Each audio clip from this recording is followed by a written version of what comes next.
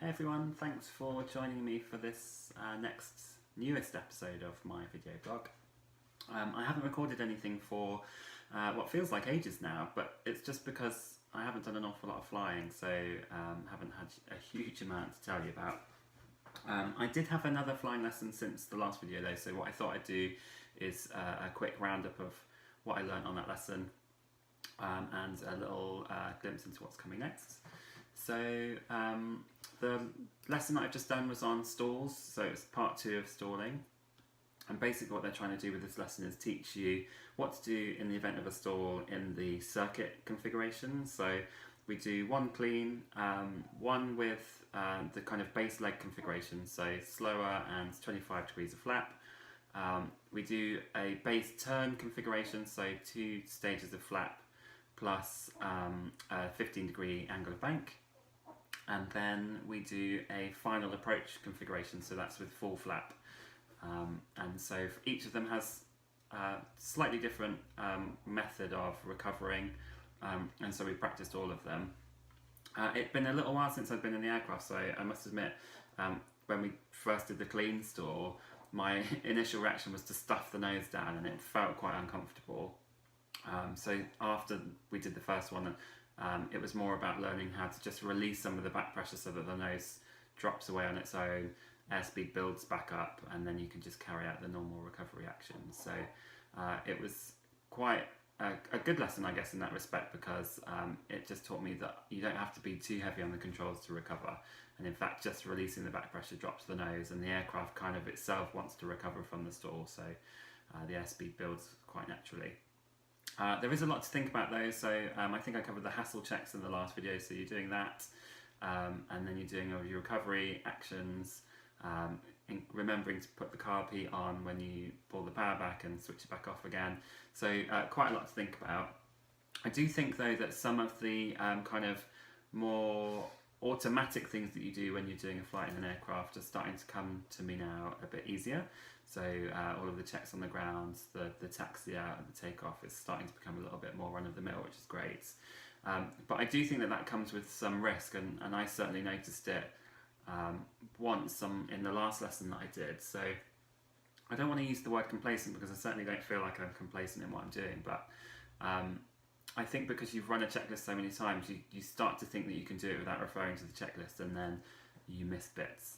And a great example of this is what happened at the end of the last lesson. So brilliant flight, really enjoyed it, learned a lot with the stall techniques, and think that I understand and know what to do with that now. Landed, had a really nice landing, taxied off the active, parked on the stands, and then completely screwed up the shutdown procedure because I just wasn't thinking about what I was doing. So I think I'd gotten a little bit cocky and just started switching things off, but I did it in the completely wrong order. And I was a bit embarrassed about it, to be honest, because of all of the things to get wrong, it shouldn't really be something that's in the checklist that I followed I don't know how many times. So I'm sure my instructor wasn't impressed, and it will help me to make sure I'm referring to the checklist at the key stages of flight. So the 2 areas that I know that I miss more often are the after takeoff checklists, and that's just because your eyes are out of the window, you're busy doing your double checks, getting away from the aerodrome, and so I always forget to do the after takeoff checklist. So there's something that I want to do to help remind myself to do that. And then obviously the shutdown checklist is one that I completely ballsed up this time, so really don't want to do that again. I want to make sure that I'm referring to the checklist of those key stages. If anything, just to avoid the embarrassment. I was really embarrassed about the shutdown from last time. Anyway, so now that that lesson is out of the way, I'm pretty much ready to start circuit. So my instructor gave me a little introduction about what that would look and feel like. We will do in the next lesson a set of circuits where he'll fly me around. I'll have a little printout of the map, and I can mark out features which are the key points of the circuit. In Wickham that's particularly important just because the circuit's a bit of an odd shape because of the noise abatement areas that we need to avoid on the takeoff run from runway 24 and some of the towns. So really important that I don't get the flying school into trouble by accidentally flying over those spaces. So that familiarisation circuit will just be a fly around. I can see and mark on the map the things that I'm looking out for. It'll also be the first time that I've been in an aircraft that does a touch and go, so I think in terms of workload, it's going to be obviously quite a high workload event, so it'll be interesting to see how I cope with that on top of all of the other stuff that I'm trying to take in. I have a feeling that this first lesson at circuits will be the instructor showing me what's what, so that in the next lesson I'll be able to get a little bit more hands-on.